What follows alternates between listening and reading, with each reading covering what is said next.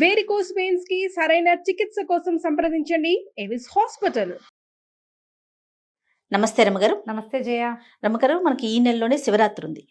శివరాత్రి అనగానే ఉపవాసం, జాగరణ, వీటికి సంబంధించి ఎన్నో అనుమానాలు ఉంటాయి. ఎలా ఉపవాసం చేయాలి, జాగరణని ఎలా మొదలుపెట్టి ఎలా పూర్తి చేయాలని వాటి గురించి ఒక్కసారి డిస్కస్ చేద్దామండి. తప్పకుండా జయ. పర్వదినం ఇది మా అద్భుతమైన రోజు కదా. అవును, పండగలు మానేయచ్చు, పర్వదినాలు మానేయకూడదు. అవునండి, పర్వదినం మానకూడదు. మనకి ప్రతి నెల శివరాత్రి వస్తుంది. అవును, త్రయోదశి చతుర్దశి కలయిక. త్రయోదశి వెళ్తూ ఉండాలి, చతుర్దశి వస్తూ ఉండాలి. ఇలా ఉన్నప్పుడు దీన్ని మహాశివరాత్రి అని చెప్తారు. ఈ మాస శివరాత్రుల్లో అద్భుతమైన మాస శివరాత్రి మహాశివరాత్రి. మామూలుగా మహాశివరాత్రిలో తప్పకుండా మనిషి అయి పుట్టినవాడు శివారాధన చేయాలంటారు. చేయం మనం అసలు. మహాశివరాత్రులు జ్ఞాపకమే ఉండవు. అవును, చూసుకోరు. రోజువారీ క్యాలెండర్ పెద్దగా పట్టించుకోము, ఎవరికి ఉండదు, పెద్దగా పట్టించుకోము. కానీ మహాశివరాత్రి ఇది పర్వదినము. మనం శ్రద్ధగా భక్తితోటి వేడుకగా కూడా జరుపుకునేందుకు తప్పకుండా ఇది అవకాశం ఇస్తుంది. కాబట్టి ఈ ఒక్క రోజైనా మనం శివరాత్రి నాడు చెప్పబడేటువంటి విధి విధానాలు కనుక ఆచరిస్తే చాలా మంచిది. దీంట్లో కుల మత జాతి వయో విచక్షణ లేదు. పర్వదినం ప్రతివాడికి అవసరమే. ఎంత చిన్నది చేసినా ఫలితం ఇస్తుంది. ఈ పర్వదినాల ప్రత్యేకత ఏంటంటే నువ్వు చేసి తీరాలి అదేమిటో అమోఘంగా అనేం కాదు. నువ్వు ఏం చేసినా ఫలితాన్ని ఇచ్చే రోజు. నువ్వు రోజువారీ చేసేదే, రోజువారీ స్నానం చేస్తావు, రోజువారీ దండం పెట్టుకుంటావు అనుకో. అవును, సంవత్సరం అంతా పెడతాం. శివరాత్రి నాడు పెట్టింది కోటి రకాలుగా, కోటి గుణితంగా మనకి ప్రయోజనాన్ని ఇస్తుంది. మనకి ప్రయోజనం ఎక్కువ సిద్ధించే సమయాన్ని మనం వాడుకోవాలి కదా. అవును, ఎప్పుడు ఏం చేస్తాం మనం, ఆఫర్లు ఉన్నప్పుడు కొనుక్కుంటాం. ఇది బంపర్ ఆఫర్ మనకి. అందుకని ఈ రోజున భక్తి శ్రద్ధ తాత్పర్యాలతోటి వ్యవహరిస్తే బాగుంటుంది.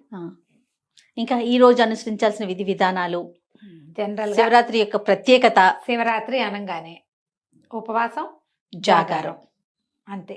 ఉపవాసించటము, జాగరణ చేయటము. ఉపవాసాల్లో కూడా ఏవో 2-3 రకాల పద్ధతులు. ఉపవాసం చేయటం అంటే సాధారణంగా ఉపవాసం అనగానే అన్నం అనేయటం అనే ఒక పాయింట్ ఉంటుంది. కానీ నిజానికి ఉపవాసం అంటే అది కాదు. ఉపసమీప వసన, ఉపసమీపే అంటారు. అసలు సమీపం, పక్కనే ఉండటం, భగవంతుడితో పాటు ఉండటం, భగవంతుడిని నీతో ఉంచుకోవటం. నువ్వు ఆయనతో ఉండాలంటే కైలాసానికి ఎటా వెళ్తావండి అని వెంటనే ఒక వెటకారాలు వస్తాయి. ఆయన నీతో ఉంచుకో. నీ లోపల భగవంతుడు ఉన్నాడని జ్ఞాపకం పెట్టుకో. మన లోపలే ఉన్నాడు కదా. అవును కదా. ఆ అంతర్జ్యోతిని మనం గుర్తించి, గ్రహించి, గమనింపుతోటి ఆయన్ని ప్రైజ్ చేస్తూ, ఆయనకి నచ్చే విధంగా ప్రవర్తిస్తూ ఉంటే బాగుంటుంది. అదే ఉపవాసం అంటే. ఆహారం మానేయటం అనేది చాలా చిన్న విషయం. సమీప వసనం చాలా పెద్దది. అవును, మనం దానికి ప్రయారిటీ ఇవ్వకుండా దీనికి ఎక్కువ ప్రయారిటీ ఇస్తున్నామేమో. అంతే, మానేయటం అనుకుంటాం. అమ్మ ఉపాసాలు నేను ఉండలేనండి. ఏమిటి, దేవుని తలుచుకోలేవు నువ్వు? తలుచుకోగలవు కదా, అంతేగా. ఆ మాత్రం చేయొచ్చుగా. మనం ఓం నమ శివ అనుకోవడం, శివ శివ అనుకోవటం. ఏదైనా పొరపాటు పడితే అయ్యో రామరామ అన్నట్టుగా శివ శివ అను. తలుచుకో, ఏదైనా చదువుకో, ఏదైనా విను, ఏదైనా పాడుకో శ్రద్ధగా, చాలు. అదే ఉపవాసం. నీకు శక్తి లేదనుకో, ఆహారం తగ్గించుకోవటము, అన్నం మానేయటం నీ వల్ల కాదు. కనీసం ఇట్లా భగవద్ధ్యానం చేసుకోండి. ఆహారం తినకుండా ఉండగలిగే వాళ్ళు రోజంతా ఉపవాసం చేస్తే మంచిది. ఒకటి ఆహారం తినాలి, ఎంతో కొంత టాబ్లెట్లు వేసుకోవాలి, మాత్రలు వేసుకోవాలి, ఏవో ఉన్నాయి రకరకాలు. కొంచెం అల్పాహారం తీసుకోవటం. అసలు మామూలుగా అయితే టిఫిన్లు అవి చెప్పరు. ఎక్కువగా చెప్పేది ఏంటంటే పళ్ళు, కందమూలాలు చెప్తారు. కందమూలాలు ఏం తింటాం మనం ఇప్పుడు? చిలకడ దుంప. మొన్న ఎవరు చెప్పారు బంగాళదుంప కూడా తినచ్చండి అని. తినచ్చు. పళ్ళు, కందమూలాలు తీసుకోవచ్చు, పాలు తాగొచ్చు. మజ్జిగ సాధారణంగా చెప్పరు. ఇవి తీసుకోండి. ఏదో మాత్రలు వేసుకోవాల్సిన వాళ్ళు అందరికీ ఇవాళ రేపు థైరో నార్మల్ వేసుకుంటారు, బీపీ టాబ్లెట్ వేసుకోవాలి, షుగర్ టాబ్లెట్ వేసుకోవాలి. డయాబెటీస్కి తప్పదు కదా, మెయింటెనెన్స్కి. అలాంటప్పుడు ఏదైనా ఇలాంటిది ఒకటి తీసుకుని అది తీసుకోవటం. కొంచెం ఆహారం లేకుండా ఉండగలం కానీ ఏమిటో వీక్గా ఉంటుందండి అంటారు. వీక్గా ఉండేవాళ్ళు నీళ్ళల్లో కొంచెం తేనె వేసుకుని తీసుకోవచ్చు, కొబ్బరి నీళ్ళు తాగొచ్చు, ఏదైనా పళ్ళు గిళ్ళు తీసుకోవచ్చు. ఇవి తీసుకుంటూ రోజుని మనం చక్కగా ముందుకు తీసుకెళ్తాం. అక్కడి నుంచి జాగరణ. ఈ ఉపవాస నియమం కూడా అన్నం మానేటమంటే దీనికి ఎట్లా అంటే ముందు రోజు రాత్రి కూడా తినకూడదు జయ. ఏకాదశి కూడా అంతే కదా. అవునవును, ముందు రోజు రాత్రి కూడా అన్నం తినకూడదు. ఏదో తద్భిన్నం ఏదో తింటారు, అల్పాహారం అది తీసుకోవటం. మా శివరాత్రి నాడు 2 పూటలు లేదు. మరుసటి రోజు ఉదయం భోజనం చేయొచ్చు. స్నానం చేసి పూజా విధానం చూసుకుని ఏదైనా దేవాలయానికి వెళ్ళదలుచుకుంటే వెళ్ళొచ్చి ఆహార స్వీకారం చేయొచ్చు. జాగరణకి ఇంకో నియమం ఉంది. జాగరణ, శివరాత్రి జాగారం అంటే ఇది వరకు చిన్నప్పుడు ఓ టికెట్ మీద 2 సినిమాలు అవి ఉంటుండే. అవును. సినిమా చూడడము, టీవీ చూడడము, టీవీలో కూడా బోల్డ్ సినిమాలు వేస్తుంటారు.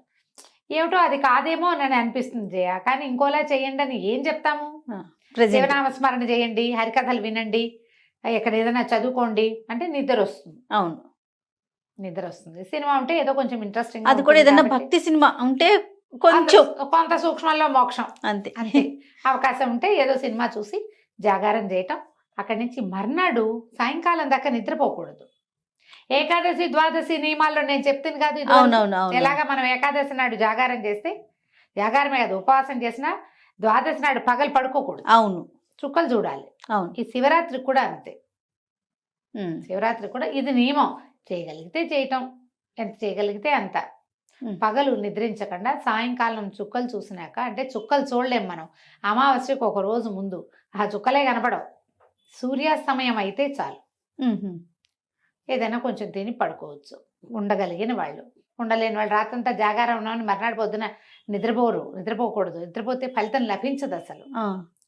మనం ఆ జాగారం చేయలేము, ఏదో కొంతమంది చేస్తాం. లింగోద్భవ కాలం వరకు చేస్తే కనీసం అర్ధరాత్రి 12:30, 1 గంటకి దాకా మనం శివారాధన చేసుకుని ఎక్కడైనా దేవాలయంలో డబ్బులు కట్టాము, అక్కడేమో ఇది చేస్తారు, ఏకాదశి రుద్రాభిషేకం చేస్తారు, భస్మాభిషేకాలు చేస్తారు, అక్కడికి వెళ్ళే దర్శనం సేవ చేసుకున్నాం, ఇంటికి వచ్చి శివ నా వల్ల ఇంతే అవుతుందని దండం పెట్టుకుని నిద్రపోవచ్చు.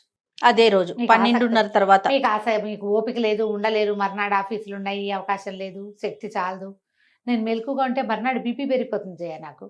అవునండి, బీపీ పెరుగుతుంది, బీపీలో తేడా వచ్చేస్తుంది, తల తిరగటం మొదలు పెడుతుంది. సో అంతవరకు ఉండలేరు మీరు. నేను ఉండలేని వాళ్ళు ఇది మార్గం. ఉండగలిగే వాళ్ళు మీ అవకాశాలను బట్టి ఉండటం. ఇట్లా శివరాత్రి విధి విధానాలు ఇవి. ఆ రోజు పడుకోవచ్చారు అమ్మగారు? ఏ రోజు? శివరాత్రి రోజు. ఆ రోజు కూడా అసలు పడుకోకూడదు కదా? శివరాత్రి నాడు పడుకోంగా, అదే పగలు పడుకోకూడదు. పగలు లేదు, ఏ పర్వదినాల్లోనూ పగళ్ళు నిద్ర మంచిది కాదు. ఎట్లా చేయగలిగితే ఎట్లా. దీంతో పాటుగా ఈ రోజున పోట్లాటలు, యుద్ధాలు, గొడవలు, తగాదాల్లోకి దిగద్దు. ఇతరులని దూషించకండి. ఏదైనా ఒక ప్రోగ్రాం వస్తే అర్జెంట్ది నెక్స్ట్ డేకి వాయిదా వేయండి దాన్ని. పర్వదినాన ప్రతి వాడు, ప్రతి ప్రాణి శివమయమేనని గ్రహించండి. అందరూ మనలాగా పుట్టిన వాళ్ళే, ఏవో వేషాలు మార్పు. ప్రతి వాళ్ళలోనూ నాలో ఉన్నట్టే శివుడు ఉన్నాడు అని శివుణ్ణి గుర్తించే ప్రయత్నమే చేయాలి. అది చేస్తే చాలు. మళ్ళీ ఇది పర్వదినం కదా, ఉపవాసం చేయకపోతే, జాగారం చేయకపోతే కొంప మునిగిపోతుందని భయపడద్దు, బాధపడద్దు. వృద్ధులు, పెద్దవాళ్ళు, అంటే కొంచెం కాస్త ఏజ్డ్ వాళ్ళు, చిన్నపిల్లలు, గర్భవతులు, బాలింతలు, ఇలాంటి వాళ్ళు, ఏదైనా యాక్సిడెంట్లు అయ్యి కొంచెం మంచాన్ని ఉన్నవాళ్ళు, సమస్యల్లో ఉన్నవాళ్ళు, ఆరోగ్య సమస్యలు ఉన్నవాళ్ళు శివ అనుకోవటమే ఉపవాసము. ఇవాళ పరమశివుని యొక్క అద్భుతమైన దినం అని జ్ఞాపకం పెట్టుకుని ఈ పర్వదినాన్ని నామ సంకీర్తనతోటి పూర్తి చేసుకోండి. ఉపవాస జాగారాలు మీరు చేయకపోయినా పర్వాలేదు. ఎవరైనా కడుపుతో ఉన్న వాళ్ళు మీరు చేచా అని ప్రశ్నలు తెగేస్తారు, అలాంటివి చెయ్యొద్దు. ఆహార స్వీకారం లేకపోతే ప్రెగ్నెన్సీలో చాలా ఇబ్బందులు అవుతాయి. బాలింతలు కూడా పాలుండవు పిల్లలకి. అందుకని అటువంటివి చేయపోకండి. శివుణ్ణి తలుచుకోండి. వీలైతే ఒక దేవాలయ దర్శనం చేసిరండి, అవకాశం ఉంటే. మళ్ళీ ప్రెగ్నెన్సీలో 7వ నెల వచ్చాక ఇంకా దేవాలయ దర్శనం కూడా లేదు, ఇంట్లో కూర్చునే దేవుణ్ణి తలుచుకోండి. అంతే. ఇట్లా మనం శివరాత్రిని ముందుకు తీసుకెళ్ళాలి. రైట్ అమ్మగారు. నమస్తే అండి. నమస్తే జయ.